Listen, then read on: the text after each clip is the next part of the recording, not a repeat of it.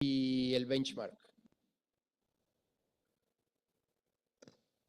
Entonces, de esta forma podemos encontrar que un sistema tradicional, nosotros proyectamos los beneficios y los costes de producción y este es el precio de venta. Lo que en la realidad pasa es que los desperdicios se comen realmente el beneficio.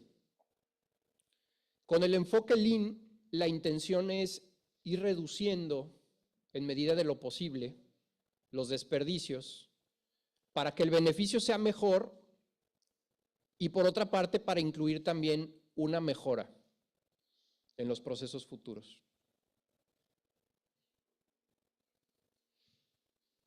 Esta filosofía pues se basa en la aplicación de algunas herramientas, sin embargo hay que entenderlo como una filosofía completa, como una metodología completa. Existen muchas herramientas, estas son algunas, voy a explicar la mayoría de ellas de forma práctica, porque de algunas, bueno, hay cursos completos de algunas de estas herramientas.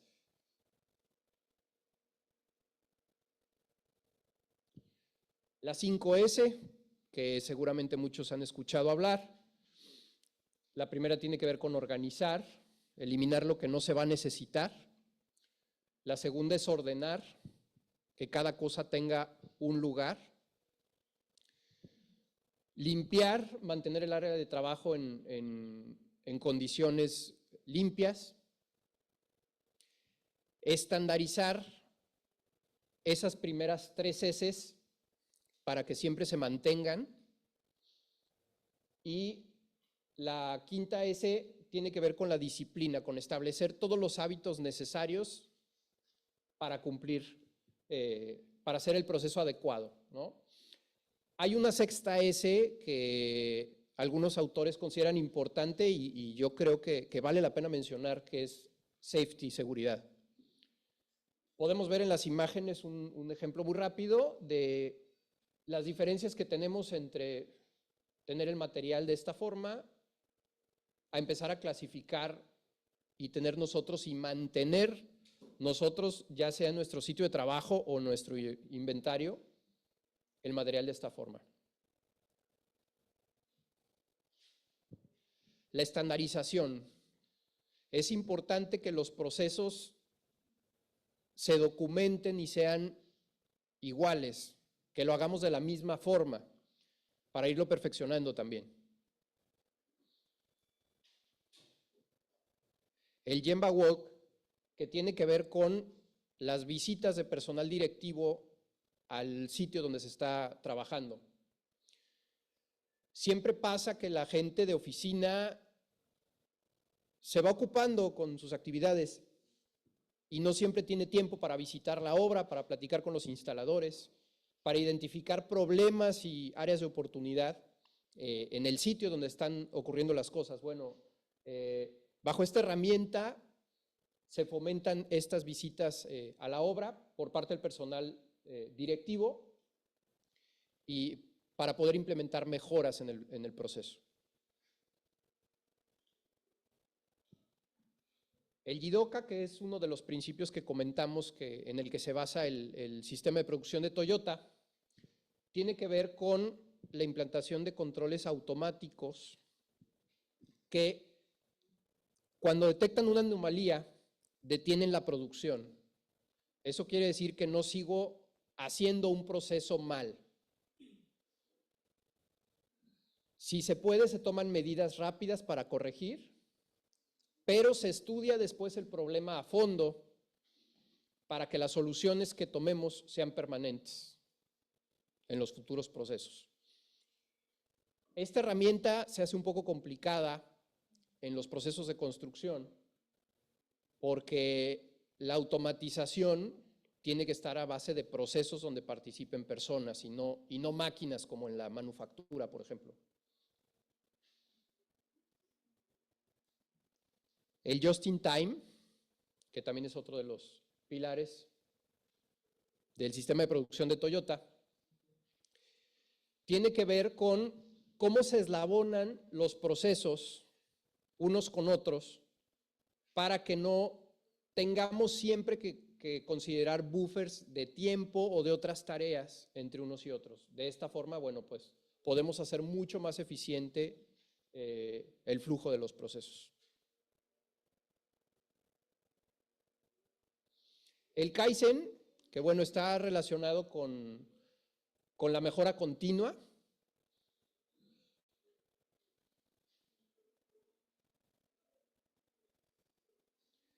El Kanban Board se utiliza en la obra y se utiliza también en la oficina, que es un tablero indicador donde tenemos columnas, tenemos algunas tarjetas y establecemos nosotros las actividades por medio de esas tarjetas. Las columnas representan las fases del proyecto y los límites corresponden a ver qué cantidad de tareas pueden estar en tal fase del proyecto. Entonces, de esa forma, es una forma muy clara para visualizar a los operadores qué proceso es el que sigue y en qué procesos podemos estar teniendo un cuello de botella, por ejemplo.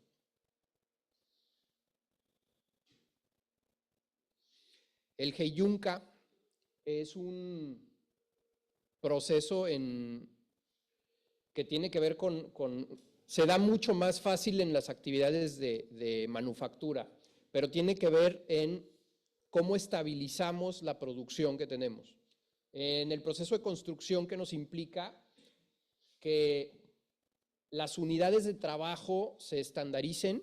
Si nosotros trabajamos en base a rendimientos, ya sea de tiempo, que se puedan estandarizar los elementos o las tareas, y de esa forma me va a dar lo mismo en tiempo producir esto que producir esto y que producir esto. Yo puedo cambiar de una tarea a otra y eso no va a mermar en mi rendimiento.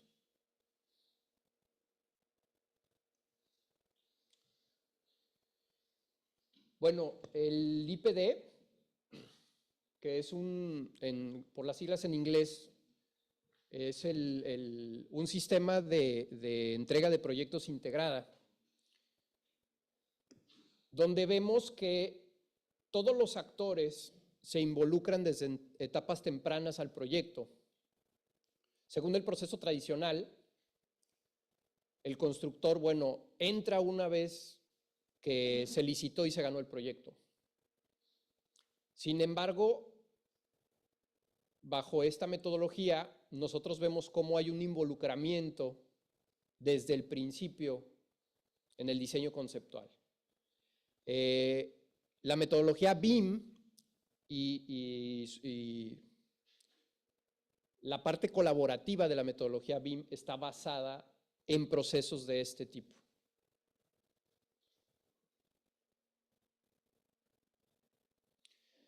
Last Planner System, que bueno, en proyectos actuales es donde me ha tocado participar con algunos equipos de construcción.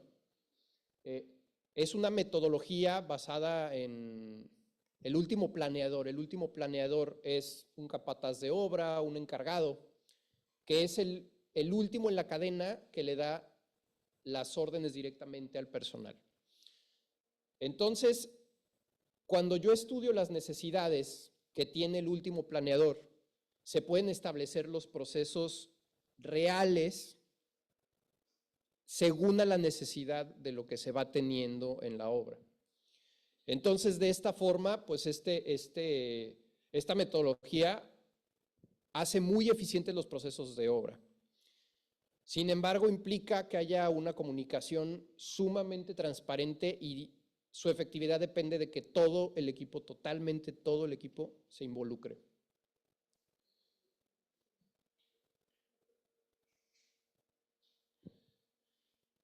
El ciclo de Deming, que tiene que ver con 4 etapas que son planificar,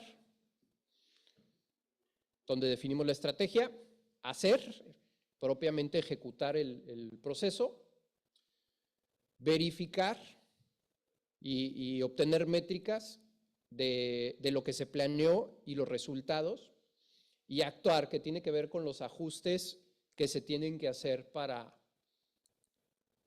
completar el ciclo. Este proceso pues es de una u otra forma iterativo. Es lo que pasa cuando estamos haciendo un proyecto y hacemos los cálculos hidráulicos. Hacemos una hipótesis, la tratamos de validar, verificamos que hay que cambiar y volvemos a correr el cálculo, ¿no?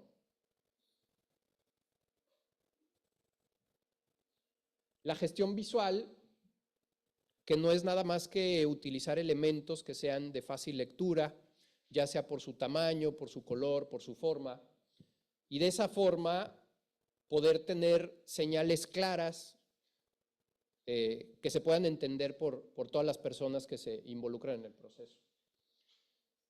La gestión visual pues, se puede implementar en algunas otras herramientas Lean, la propia señalética en los sitios de trabajo, algunos tableros, indicadores.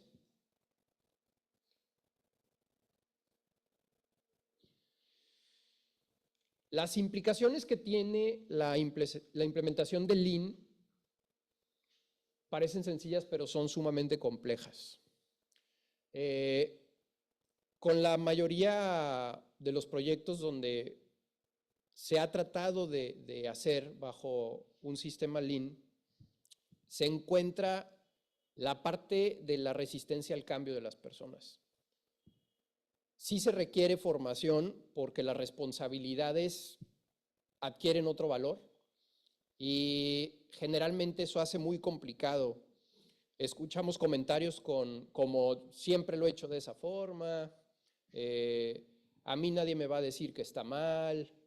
Y bueno, esto es la parte más complicada luego de la implementación. Es importantísimo que todos los involucrados participen, porque las ventajas, como dije hace rato, tienen que ver con que todos participen. Donde realmente funciona un sistema de estos es que todos los involucrados participen al nivel de su responsabilidad. Muchas técnicas o herramientas como las que vimos se pueden aplicar a muchos de los procesos que nosotros hacemos en oficina o en campo. Y implementar algunas herramientas, pues es muy sencillo, no es ni siquiera costoso. Probablemente etapas avanzadas sí suponen hacer inversiones importantes porque hay que empezar a utilizar también otras tecnologías. Pero bueno, también podemos encontrar beneficios mucho mayores.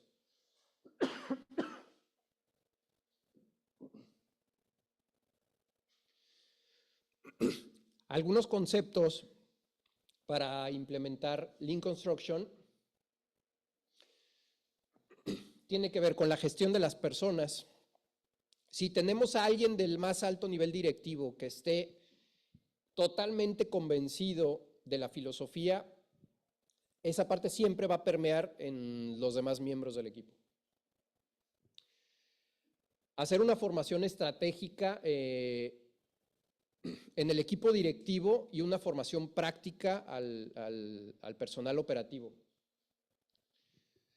Hacer un plan estratégico donde podamos tener los pasos a largo plazo y bueno, para cada compañía van a ser diferentes las necesidades y los objetivos probablemente de implantar un sistema de este tipo. Pero tampoco nunca va a ser el momento más adecuado para hacerlo. Siempre pasa que hay un plan de mejora. Ay, gracias.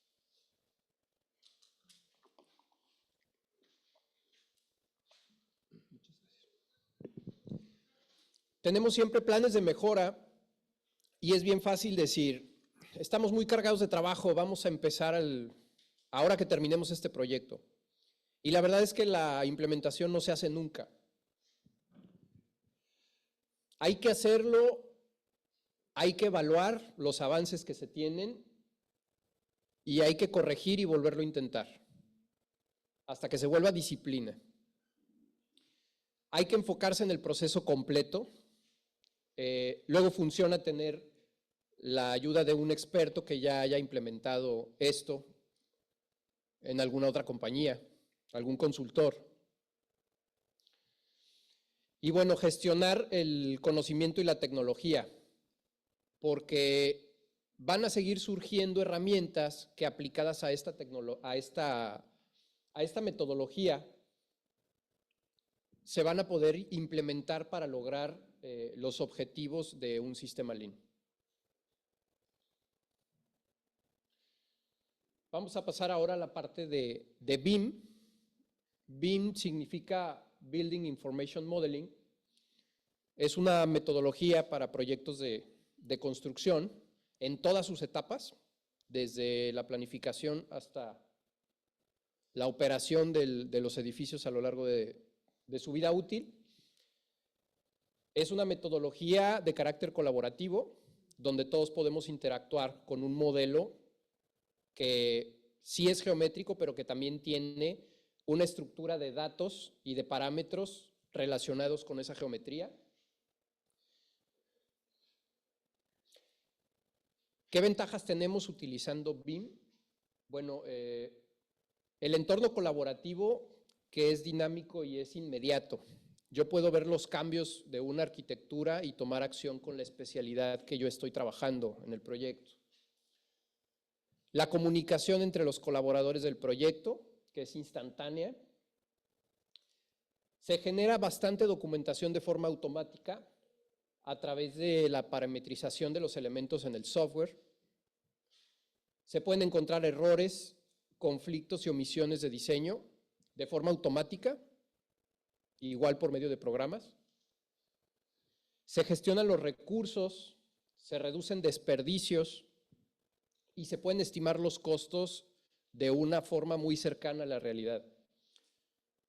Se puede también optimizar la programación de las actividades, eslabonarlas e incluirlas en una ruta crítica. Y bueno, la parte de administrar y gestionar las modificaciones del proyecto de forma real, realmente como está sucediendo, porque todo está basado en un duplicado digital del proyecto, de la construcción. Esta curva es muy interesante porque tenemos varias tendencias. Estamos viendo que a lo largo de las diferentes etapas, al principio la habilidad de impactar el costo se va reduciendo conforme el proyecto se va puntualizando. Y el costo de hacer cambios, conforme va avanzando el proyecto, también se va incrementando.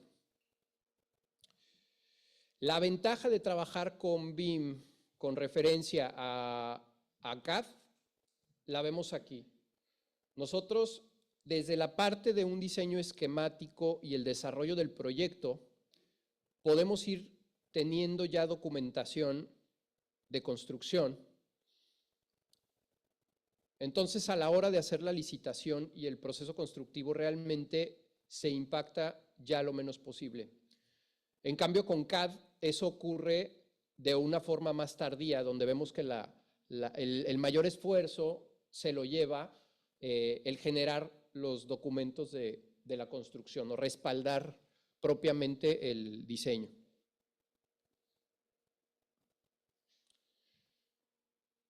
Como ya comenté, BIM no es un programa, BIM es una metodología y ocurre a lo largo de toda la vida útil del proyecto.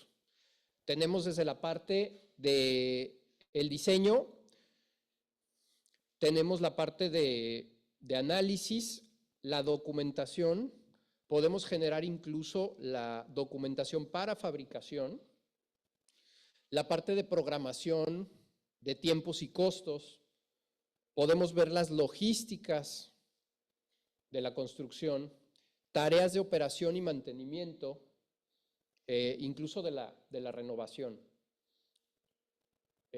Hay algunos actores y agentes que intervienen y bueno, como es una metodología colaborativa, se involucran prácticamente todos en la mayoría de las etapas, ¿no? Desde el propietario, el arquitecto, el estructurista, el diseñador MEP, el ingeniero de protección contra incendios, los contratistas, constructores, el analista de costos, el operador incluso. Hay que pensar la responsabilidad que tiene cada uno de los actores en los procesos, porque pues nosotros estamos concibiendo el proyecto y probablemente nosotros como diseñadores e instaladores vamos a terminar por aquí. Sin embargo, el propietario va a convivir con el edificio a lo largo de muchos años. El operador, el que va a hacer mantenimiento, pues también va a interactuar con ese modelo de datos a lo largo de la vida del edificio, ¿no? Entonces es muy importante pensar el quehacer de cada uno de los agentes en las diferentes etapas. BIM es una herramienta bastante poderosa y se ha convertido también en generar demasiada información. Hay asociaciones que se han agrupado realmente para pretender que BIM hable el mismo idioma. Pasa también el fenómeno donde estamos en un monopolio de software, donde realmente dependemos de desarrolladores para implementar BIM en su paquetería de programas. Y bueno, hay que entender BIM como totalmente aparte de esto, ¿no? Sin embargo, encontrar que hay normas donde lo que se pretende es hablar el mismo idioma. Que estemos trabajando con información clasificada, con información ordenada. Se genera tal cantidad de información que luego se hace muy complicado que si tenemos diferentes criterios para empatar esa información, resulta contraproducente y el proyecto, en vez de ser más sencillo, es mucho más complicado.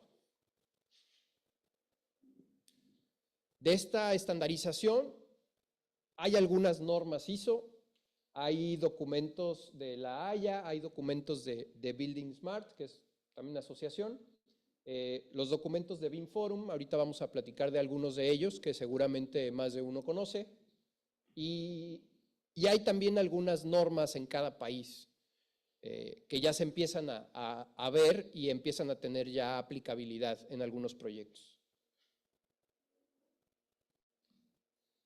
Uno de los conceptos que vale la pena explicar es el nivel de desarrollo y no hay que entenderlo como la complejidad de los elementos que nosotros estamos viendo en el programa. Hay que ver la información en medida de para qué se va a utilizar.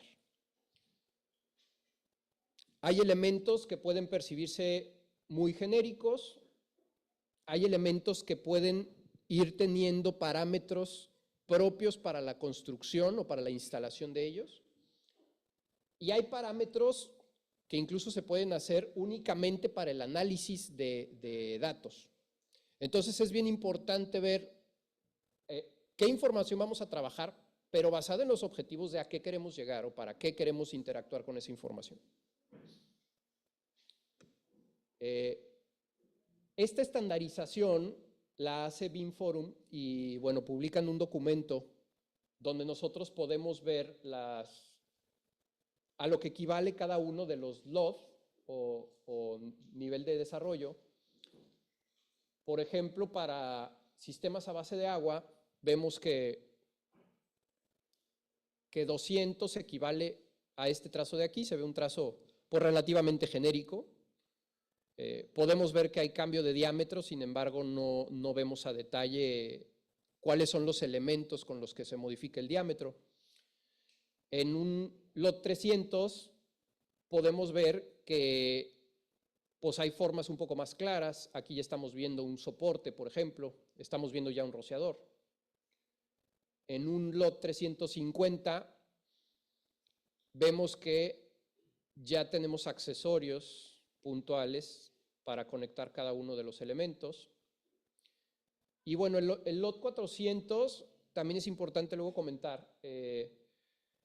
La gente piensa que solamente el lot va creciendo en medida de la complejidad de lo que se va modelando, pero realmente tiene que ver con lo primero que comenté, con qué se va a utilizar de la información que nosotros estamos modelando. Hay información que no le sirve al que va a mantener el edificio. El que va a mantener el edificio no le sirve la información de instalación de los componentes. No le sirve un plano de fabricación de alguno de los elementos que se van a instalar.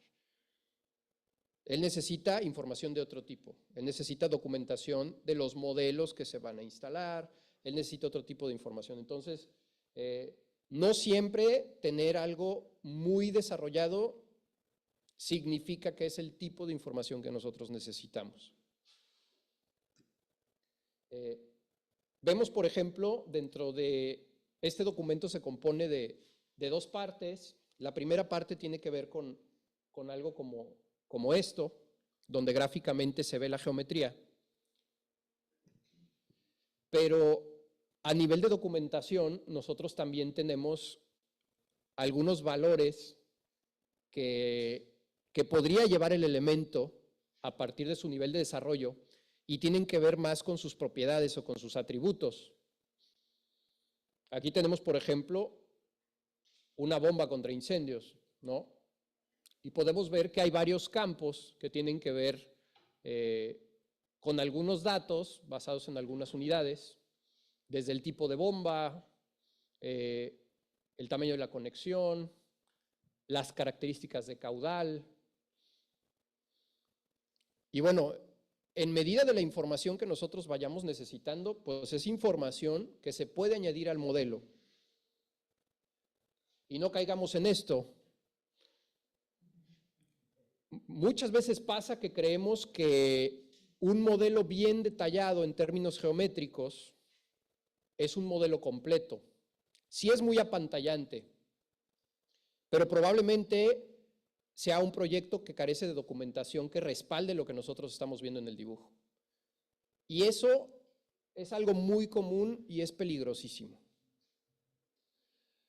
De hecho, hay normas donde vamos a encontrar que en vez de nivel de desarrollo, hay nivel de geometría y nivel de información. Cuando nosotros hablamos de nivel de desarrollo, deberíamos de incluir lo visible y lo que no se ve, los metadatos de la geometría.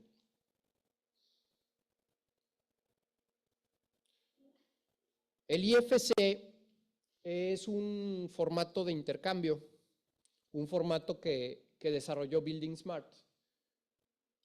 Y realmente es un esquema para no tener pérdidas de información y poder interactuar desde diferentes softwares o diferentes plataformas. Es muy importante para la industria porque permite que haya interoperabilidad entre muchos softwares. Hay que entender que utilizar un software u otro no tiene que ver solamente con el formato del archivo, de los archivos que voy a trabajar. Tiene que ver con las etapas en las que yo me voy a involucrar en el proyecto y cómo voy a poder interactuar con esa información en esa etapa.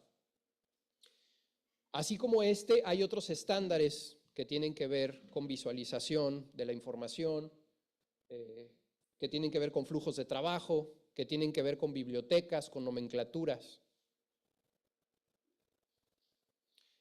Otro concepto importantísimo, ¿y qué pasa, por ejemplo, cuando nos encargan un proyecto y nos piden que sea en formato Revit? Nadie te dice que sea un proyecto BIM, te piden que sea formato Revit.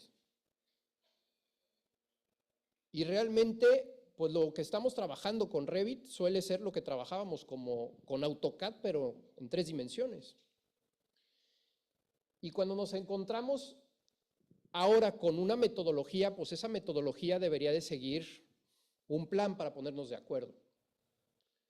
Ese plan para ponernos de acuerdo debería de decir cuáles son los objetivos que vamos a tener con ese modelo, para qué lo vamos a utilizar, qué roles vamos a jugar en esa parte, ¿no? Si hay un coordinador, cuáles van a ser las responsabilidades del coordinador y de cada uno de los implicados, cada cuánto se van a reunir para empatar la información, los formatos de los archivos con los que se va a trabajar, los nombres de los archivos con los que se va a trabajar, incluso a la hora de empatar capas, ¿no? siempre pasa que copiamos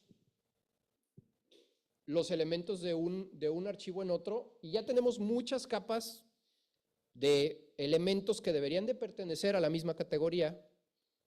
Sin embargo, tenemos información que es muy difícil de leer y muy complicada de trabajar y de clasificar. ¿Qué entregables vamos a tener y en qué etapas? ¿Cómo vamos a ir logrando el nivel de desarrollo en las diferentes etapas del proyecto? Si vamos a utilizar algún estándar de alguna norma o si vamos a establecer uno particular para el proyecto. ¿Cuál va a ser el entorno técnico en el que vamos a trabajar? Y bueno, a final de cuentas, ¿bajo qué normas o criterios de diseño va a trabajar cada una de las disciplinas? Generalmente cuando nos encargan un proyecto, no nos dan un plan de ejecución para ese proyecto.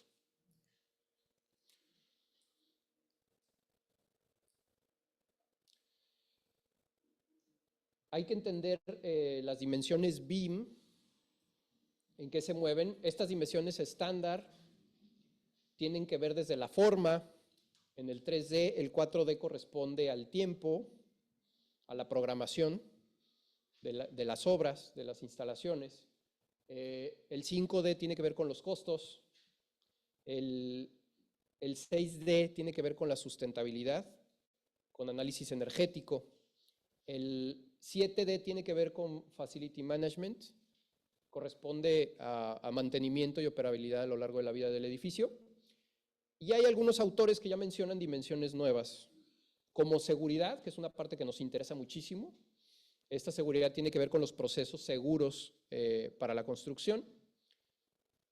La 9, que es Lean Construction, empiezan a tener ya comunicación estas dos metodologías. Y la 10D, que ya correspondería a tener una construcción mucho más industrializada. Es la tendencia, de una u otra forma vamos para allá. Platicando un poco de software, y como les comenté al principio, BIM no es un software. Hay muchos software que pueden utilizarse para interactuar con la información de BIM, de un modelo o de un proyecto. Y también cada proyecto tiene flujos de trabajo muy particulares. No todos los proyectos son iguales y la información con la que se trabaja tiene necesidades diferentes.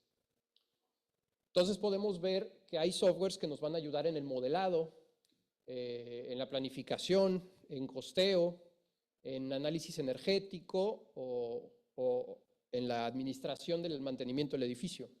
O hay softwares que a lo mejor nos van a ayudar en participar en varias etapas de trabajo. Pero también podemos hacer una clasificación según la especialidad que tiene el software para cada proyecto. Entonces podemos ver softwares que la especialidad va a ser, por ejemplo, el cálculo estructural, o vamos a ver software que exclusivamente se va a encargar de la parte de la coordinación.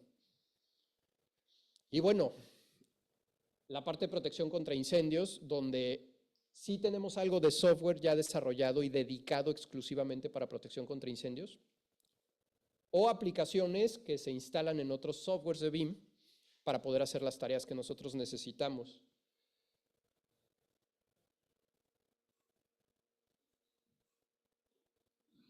De estos softwares, pues probablemente no haya alguno que sea exactamente lo que nosotros hacemos en nuestra oficina. Eso no quiere decir que no nos vaya a funcionar, pero en cada una de nuestras empresas seguramente vamos a tener necesidades diferentes para ver cómo vamos a tratar la información y cómo va a ser el flujo de trabajo, incluso no en las empresas o en el organigrama general de cómo se llevan los proyectos, sino en proyectos en particular, cómo se va a gestionar esa información. Entonces, bueno, tenemos muchos programas que nos van a ayudar para diferentes cosas, diferentes proyectos, diferentes fases de proyectos, diferente información con la que vamos a interactuar, ¿no?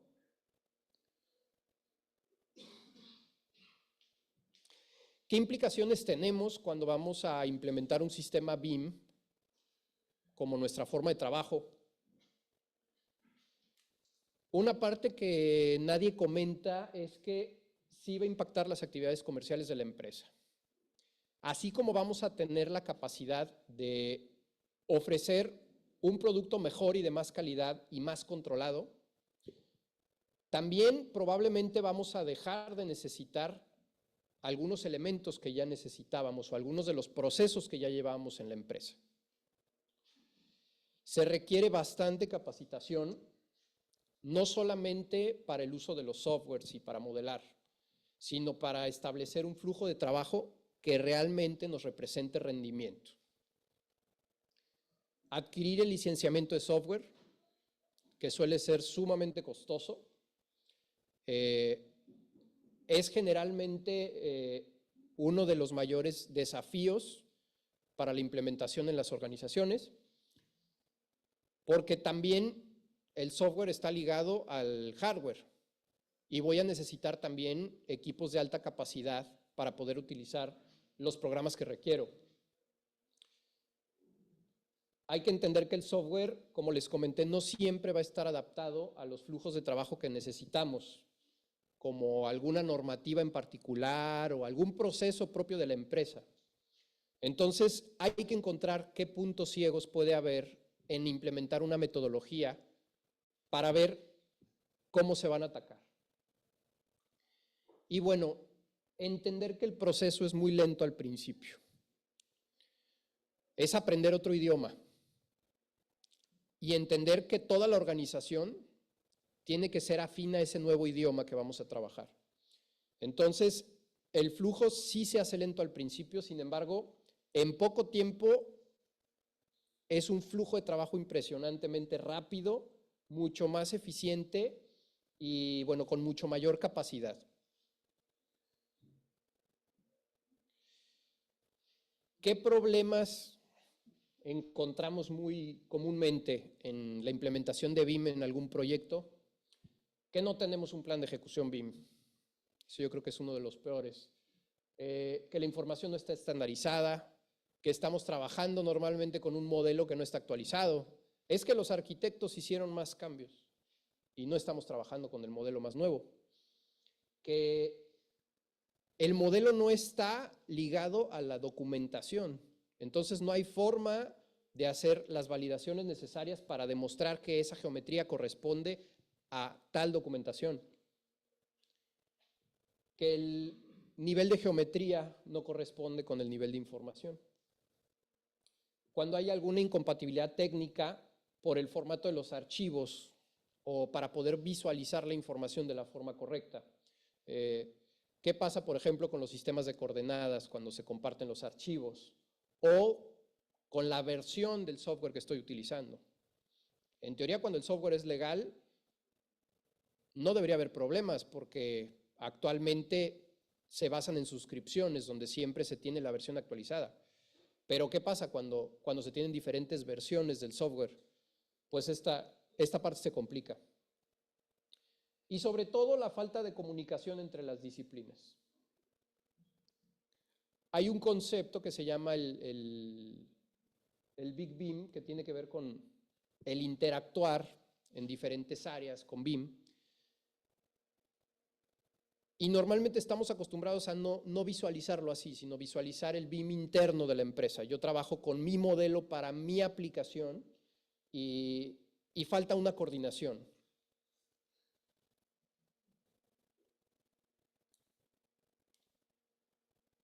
Como conceptos claves para poder implementar BIM en una organización, lo primero es plantear una estrategia.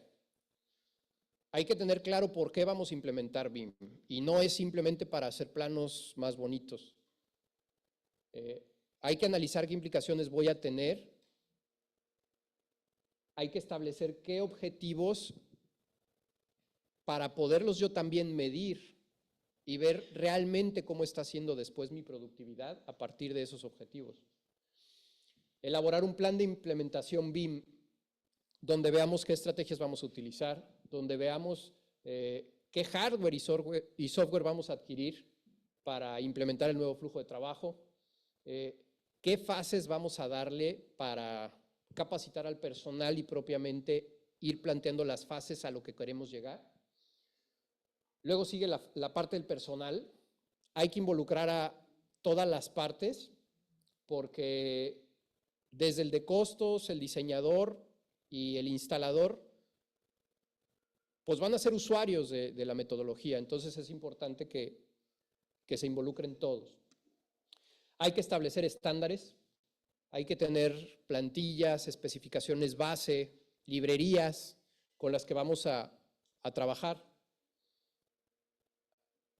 Un buen consejo que les puedo dar es elaborar proyectos de ejemplo para que el equipo pueda consultarlos y ver cómo está organizada la información. Y bueno, cuando se implementa, es importante hacer métricas, poder medir realmente cuál es el rendimiento que nos está dando el adoptar este tipo de metodología y establecer, obviamente, las políticas de mejora continua.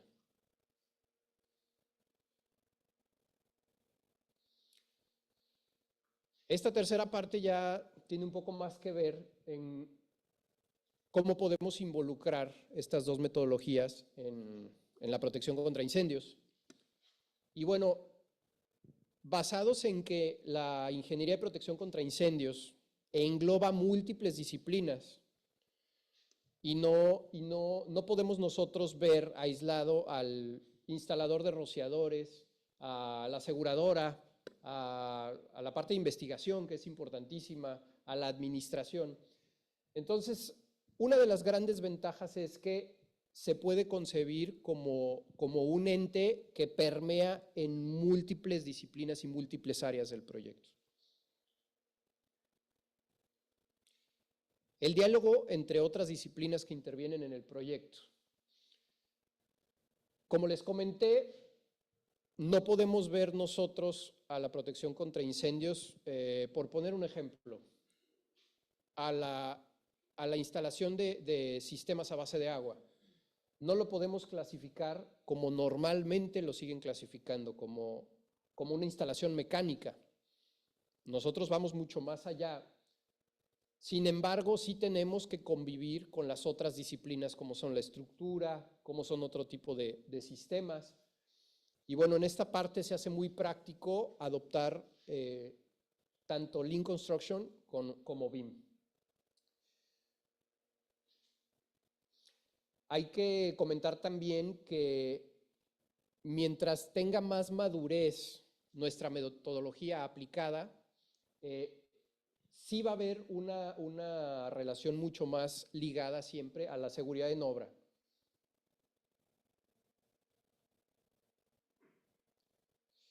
La productividad en el desarrollo de diseños es altísima. Se pueden trabajar proyectos mucho más rápido generando ya documentación completa. Desde un modelo, yo puedo trabajar los cálculos hidráulicos en tiempo real, haciendo mínimas modificaciones, no necesito correr un cálculo como tal, sino algo tan fácil como mover el área de diseño y estar evaluando cómo se está comportando el sistema. Puedo tener la detección de errores o algunas omisiones que el programa hace con relación a las validaciones de alguna normativa. Puedo tener los listados con cantidades de obra exactas al momento que yo lo necesito. Planos de fabricación para tener una fabricación en taller previa a la instalación y de esta forma poder estandarizar mucho mejor mi proceso. Puedo interoperar también con otros softwares que van a estar en otras etapas del proyecto. La prefabricación de componentes. Yo creo que la primera parte de hacer una construcción industrializada tiene que ver con esto, porque es mucho más fácil controlar una línea de producción de componentes que el control que podemos tener en la fabricación en campo. Entonces, con estas herramientas, bueno, podemos tener desde conocer exactamente desperdicios, desde los planos para fabricación en taller, y bueno, de esta forma poder optimizar.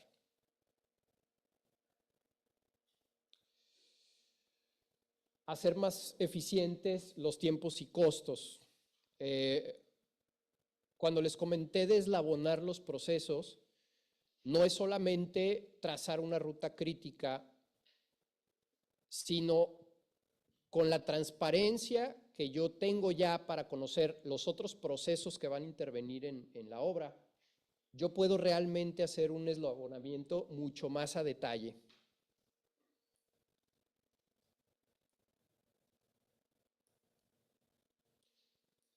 Y bueno, desde luego los beneficios para la empresa, ¿no?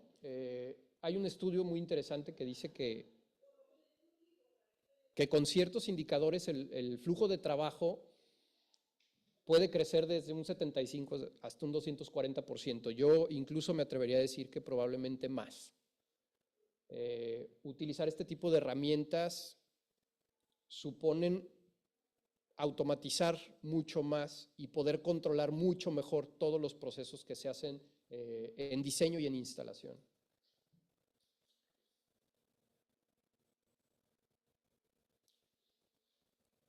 La gestión de las inspecciones, pruebas y mantenimiento a lo largo de la vida del edificio. Si nosotros tenemos un gemelo digital, en vez de estar buscando yo los planos as-built, viendo que realmente el modelo que está especificado es el que se instaló, pues hay softwares con los que yo puedo analizar un modelo y revisar diferentes parámetros de todos esos elementos para hacer mucho más eficientes las tareas de operación, de mantenimiento, de pruebas. El modelo as-built para proyectos futuros, ¿no? Eso es algo que yo utilizo mucho en mi organización. Antes yo tenía que retrabajar la información de un as-built, tenía que volver a dibujar, tenía que replantear un proyecto de expansión o una ampliación. Luego la parte de calcular y ajustar toda la parte mecánica y poder elaborar un cálculo hidráulico. Ahora yo con la información y los parámetros en el momento, pues simplemente hago otra vez la etapa de diseño conectándolo al as-built que ya tengo y puedo tener un cálculo hidráulico en minutos. Entonces, de esta forma, pues el flujo de trabajo también se hace mucho más rápido, más certero además. Tenemos información real y no estamos asumiendo información. También hay otras herramientas como las nubes de puntos, que ahora con algunos equipos de escaneo 3D o drones, nosotros podemos empatar en locaciones que probablemente sería muy complicado hacer algún levantamiento y empatarlo con el modelo BIM. De esa forma, pues podemos encontrar choques y bueno, resulta muy práctico, ¿no?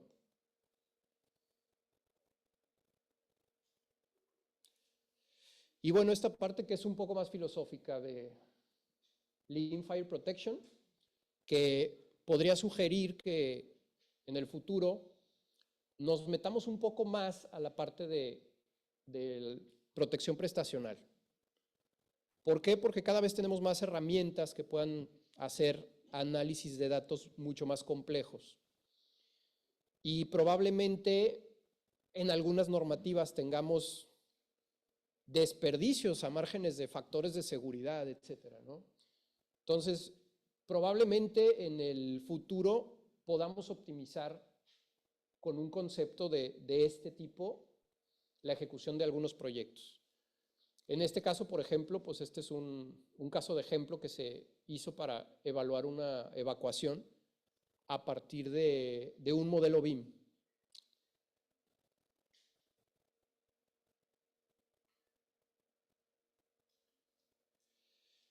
Y bueno, para concluir, implementar cualquiera de estas metodologías nos van a ayudar bastante. Sí, depende totalmente de tener un compromiso claro entre todos los involucrados, de establecer un flujo de trabajo muy transparente, colaborativo, muy proactivo entre el equipo, Sin embargo, todo el rendimiento va a crecer. La capacidad para desarrollar proyectos grandes va a aumentar, vamos a tener mucho mayor competitividad para los proyectos del futuro. El retorno de inversión normalmente resulta más rápido de lo esperado. Se optimiza el control y podemos tener sistemas que cada vez tengan menos errores o que cada vez sea más fácil de identificar posibles omisiones. El principio básico es que todo el equipo participe, que todo el equipo se involucre.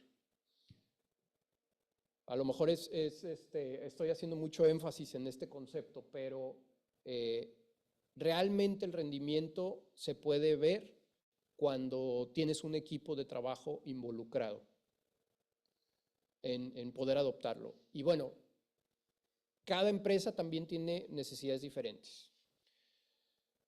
Cada organización adolece de algunos procesos o de algunas circunstancias o de ciertos recursos.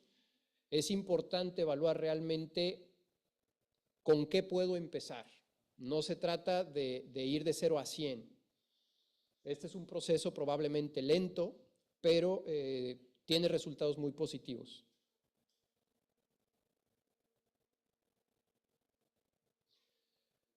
Y bueno, utilizar metodologías de este tipo nos va a permitir que la protección contra incendios esté desde el principio, que sea un actor con el que se concibió el proyecto completo, que la misma información con la que se planteó el diseño del edificio sea la misma información con la que el operador está trabajando. Entonces, bueno, de esta forma podemos tener proyectos más seguros a largo plazo.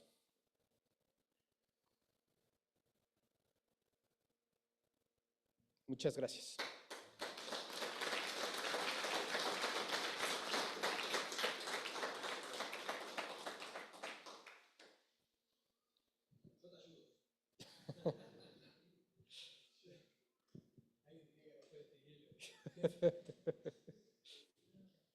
Muy bien.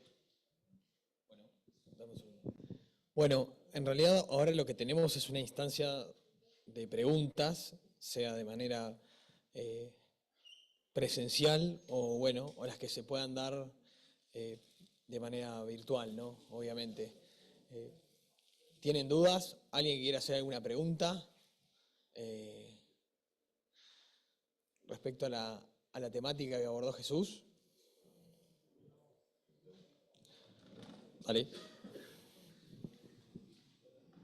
Yo tengo una también. Bueno, Jesús, la verdad que es espectacular la presentación, me gustó mucho, además porque tenía un montón de conceptos que por lo menos a mí me aclaraste, ¿sí? Y mi consulta es, ¿cómo ves vos la integración de los modelos de simulación computacional al análisis que vos estás proponiendo desde el punto de vista BIM?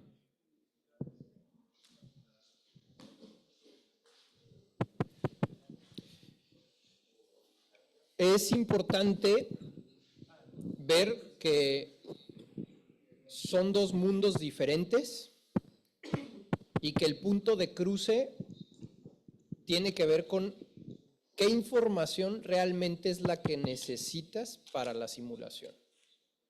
Porque hasta ahora se tiene una percepción de la parte de BIM para el arquitecto, las herramientas visuales, en lo estético. Pero ¿qué pasa? Que trabajando en un modelo de datos con el que perfectamente se pueden hacer las simulaciones, hay que ver qué información va a servir y no va a servir para poder hacer una simulación y llegar a lo que queremos. Y lo digo porque el procesamiento de información se hace muy pesado cuando tenemos un modelo con información que no necesitas para simular. Digo, en esa parte, la pregunta te la haría yo a ti. ¿qué necesitas tú de información que seguramente ya has interactuado con algún modelo y que tienes tú que limpiar ese modelo y probablemente esa parte luego se hace complicada, ¿no? De la limpieza o de información que no sirve para hacer un modelo computacional.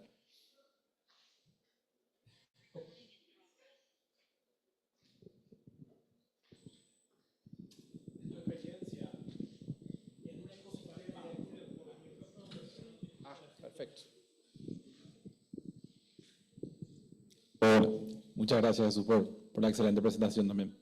En tu experiencia en un ecosistema no tan desarrollado de trabajo y metodología BIM, ¿ves viable o no rinde en beneficios trabajar como que de alguna manera aislada desde la protección contra incendios en modelar tus sistemas PCI, digamos, ya sea en la parte de diseño, con la parte de instalación, con información básica de estructuras y de otras instalaciones?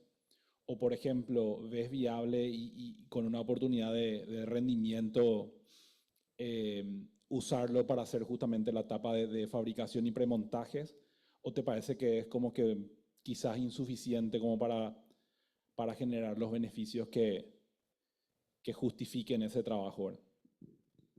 Yo creo que nunca es demasiado temprano ni demasiado tarde. Yo creo que si ya existe la tecnología, se debería utilizar. Aquí más bien lo importante sería ver dentro del flujo de trabajo de lo que necesita la organización, ¿qué me conviene hacer? En mi organización aumentó la productividad de ser una empresa que nació como instaladora y empezó a hacer ingeniería, a que el área de ingeniería ya es un área muy importante que representa bastantes beneficios para el negocio. Y fue únicamente la implementación de una parte de BIM, ¿no? Desde luego que hay proyectos que no vas a poder interactuar con otras disciplinas que trabajen también en un modelo con esas características, pero sí vas a tener mucho mayor certeza de cómo está el diseño de lo que tú estás proponiendo y de cómo estás respaldando con datos o con documentación ese proyecto. Entonces, yo diría que es importantísimo implementar BIM ya. ¿A qué forma? Bueno, eso ya va a depender de las necesidades de la empresa actualmente, ¿no? Excelente, gracias. Bueno, aquí hay una pregunta. Natalia Burbano pregunta, ¿qué puedo hacer con BIM que no puedo hacer con una forma de trabajo convencional? Bueno, hay muchas cosas, pero más que la capacidad o el alcance de lo que puedo hacer, tiene que ver con el flujo de trabajo. Y esto pues representa rendimiento, representa menor tiempo, representa mucho más fidelidad o exactitud con la información con la que estoy trabajando, mayor certeza de lo que estoy presentando. O sea, realmente las metodologías tradicionales son la base de esto. Porque yo adopte un software de BIM, no voy a dejar de utilizar, por ejemplo, un software de dibujo en 2D. No tiene que ver con la adopción realmente de un software o de otro tipo de procesos como tal. Es una metodología completa. Ok, gracias.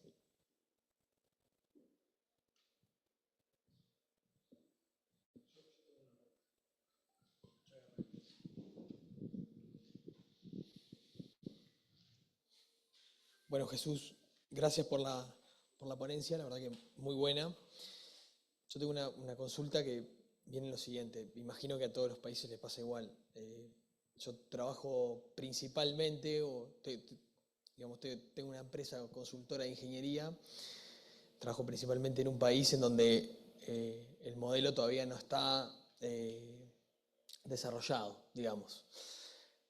¿Cuáles son los principales problemas que vos ves para que los países puedan desarrollar trabajar con esta herramienta? O los principales desafíos que puede llegar a tener, principalmente en nuestra disciplina, en donde tiene, bueno, obviamente que es una ingeniería, pero tiene también siempre autoridades competentes, tiene un montón de actores, y a veces para que una disciplina se desarrolle en su totalidad requiere que todos los actores evolucionen con la disciplina, en muchos casos, por lo menos sí así lo veo en donde nosotros trabajamos. Y bueno, lo veo como un desafío, pero quería conocer tu opinión. Claro, yo creo que la parte de la formación en BIM tiene que ver con el entender BIM primero como una metodología. Y esa parte de formación tiene que impregnarse en todos los actores. Realmente, ¿qué pasa? Que en la forma de trabajo actual normalmente no hay articulación de ningún elemento con otro.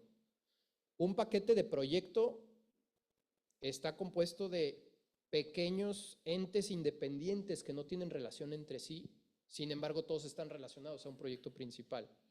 El entender primero esa parte de que la colaboración de BIM se implanta a manera de una metodología, yo creo que es lo primero. Y yo creo que la segunda parte es hablar en el mismo idioma. Y hablar en el mismo idioma tiene que ver con esfuerzos grandes que se están haciendo para normalizar, no solamente de la parte de las asociaciones de los países más desarrollados, sino en Latinoamérica ya se están tomando cartas en el asunto por autoridades, donde los requisitos para proyectos públicos ya son en BIM. En Chile, ¿no? ¿Hay alguien de Chile acá? Además de, ok, hay alguien de Chile, pero no está. Lástima que no está José acá, creo, porque tengo idea que Chile está bastante desarrollado en eso y que la parte de pliegos públicos es obligatoria, la utilización de la metodología. Sí, y se ve también una tendencia, como en muchas de las tecnologías hemos visto en el tiempo, conforme a lo que se trabaja en Europa y se trabaja en Estados Unidos. O sea, es una tendencia actual, vamos para allá. Ok, no sé si hay alguna duda más. No sé si en el chat, ¿no? Hay un par más. Yo soy yo.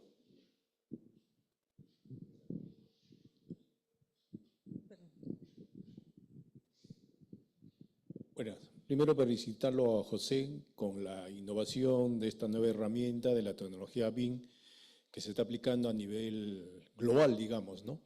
Pero lastimosamente, por ejemplo, acá en nuestro país, en Perú, ya está normado, por ejemplo, en el Reglamento Nacional de Edificaciones, que te acondiciona y te exige que deben ser los proyectos hechos en BIM. Pero como tú dices, lastimosamente no se habla el mismo lenguaje en todas las especialidades, ¿no? Y sobre todo en este caso, por ejemplo, si hablamos de los incendios o de la proposición que se puede hacer o la programación en cuestiones de seguridad, se adolece demasiado. Y es, por ejemplo, si hablamos de un proyecto de hospitales, ahí trabajan 14 especialidades, pero si no hablamos el mismo lenguaje, estamos mal, ¿no? Entonces, eso es lo que, como dices, se debe priorizar, hablar el mismo lenguaje, involucrar a todas las autoridades y a todos los componentes para que se pueda desarrollar específicamente este programa o esta herramienta del BIM. Esto quería hacerlo como un comentario, José. Totalmente, muchas gracias. Muy, muy valiosa la aportación. Aquí tenemos otra pregunta.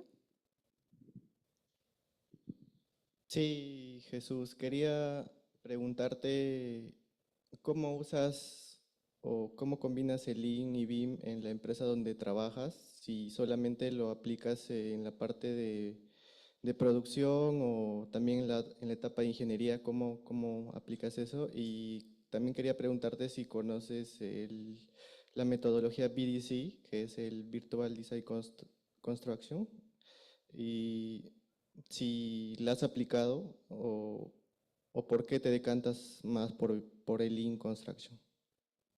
Bueno, incluir Lean Construction en esta conferencia tiene que ver más con una filosofía de trabajo, ¿no? Puede parecer un tema poco técnico y que nos dé mucho a pensar. En los proyectos donde me ha tocado participar, ha sido proyectos industriales donde me ha tocado entrar con un equipo de construcción de un contratista general, donde se han atribuido ciertos roles. La verdad, en la experiencia nos falta mucho por aprender en el tema de aplicar metodologías. Sin embargo, sí he visto efectos de la productividad con algunas de las herramientas. En la empresa donde trabajo lo aplicamos en la parte de diseño, donde ya tenemos un proceso mucho más estandarizado de cómo se trabaja cierta categoría de proyectos. En la parte de construcción nos falta mucho por hacer. Nos falta mucho por hacer. Las interacciones que se hacen con equipos más grandes pasa como en el gobierno, cambia de administración y cambia todo. Y cuando tú estás haciendo una obra, cada obra es como si fuera una empresa diferente. Es una organización que tiene un flujo económico distinto, que tiene un flujo de información diferente, que tiene ciertas normas particulares, que tiene quién suministra insumos, que tiene clientes. Entonces, ¿cuál es la parte que para mí se me ha hecho más complicada? Tiene que ver con eso, ¿no? Con que no todos los equipos de trabajo funcionan igual. No, hay grupos más compactos que son mucho más fáciles de involucrar a todos. Yo creo que la clave de esto es empezar con poco, pero tener una hoja de ruta muy clara para ver hacia dónde quieres ir.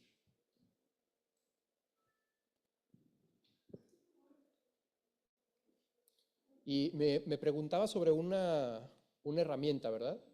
Sí, sobre el BDC. Bueno, es una metodología parecida, ¿no? Sí, Bueno, de hecho, complementaria. sí, no he escuchado de esa metodología, de PDC. Bueno, te ayuda en la parte en BIM, por ejemplo, cuando tienes muchas disciplinas, puedes realizar sesiones ICE, se llama, ¿no? Que son reuniones, digamos, semanales o depende de cómo la empresa lo decida, para agilizar el proceso del diseño, ¿no? Entonces, por ahí también Lean, quería saber más que todo las diferencias, ¿no? Porque Lean es más para optimizar los desperdicios, como usted dijo, ¿no? Sí, mira, el sistema o la herramienta más compleja que conozco es la de Last Planner System.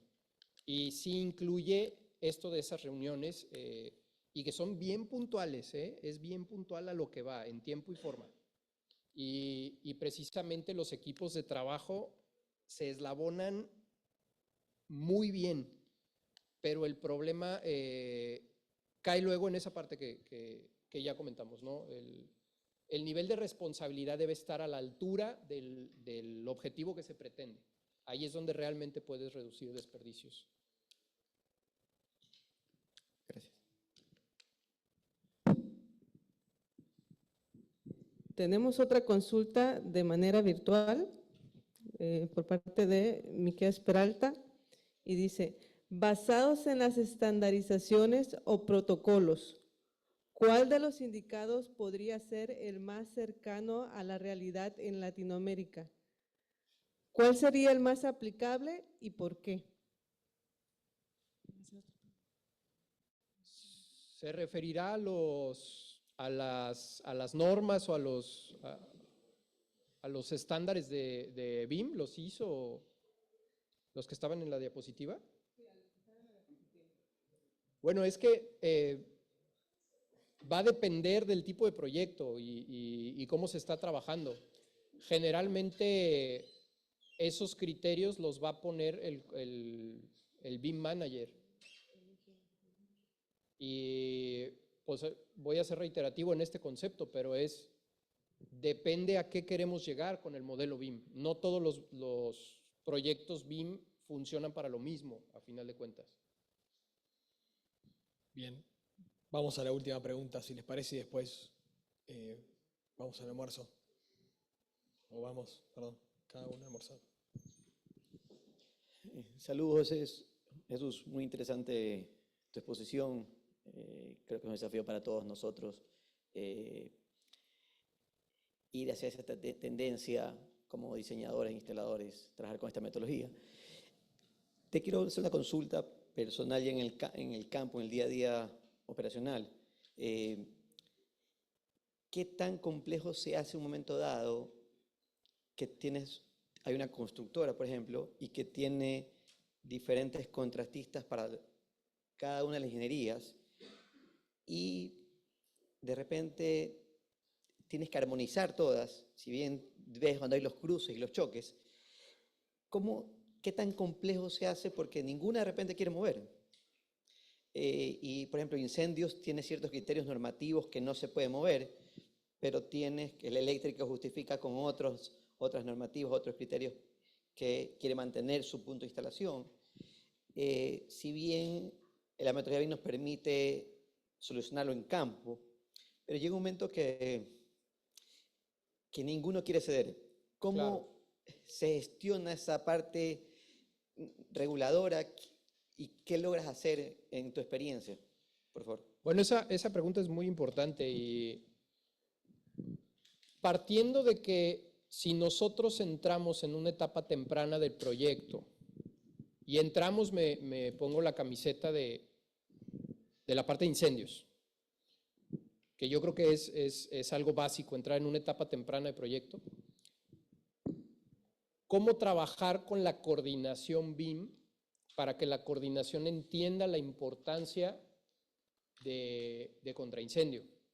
Porque tienes una hoja de ruta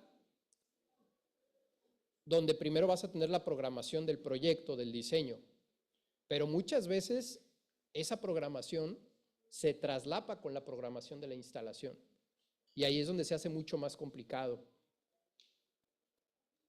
Sin embargo, hay una gran ventaja.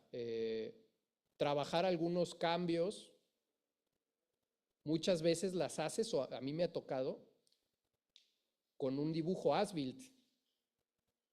¿Por qué? Porque realmente es lo que está y eso ya no se puede mover. Entonces, si no hay una articulación con la coordinación de BIM, lo más adecuado es trabajar a partir de lo que ya no se puede mover en la ruta, que generalmente pasa con la estructura, ¿no?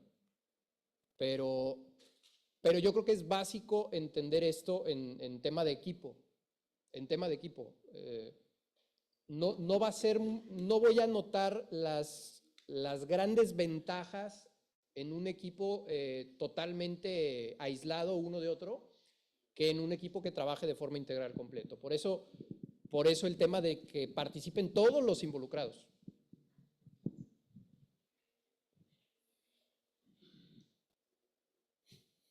Bien.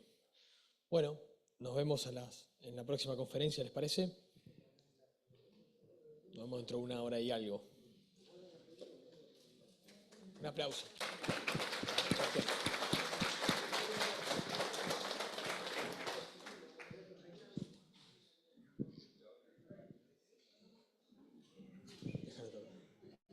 ¿Cómo te sentiste? Bien, ¿no? Bien, ¿cómo me vi?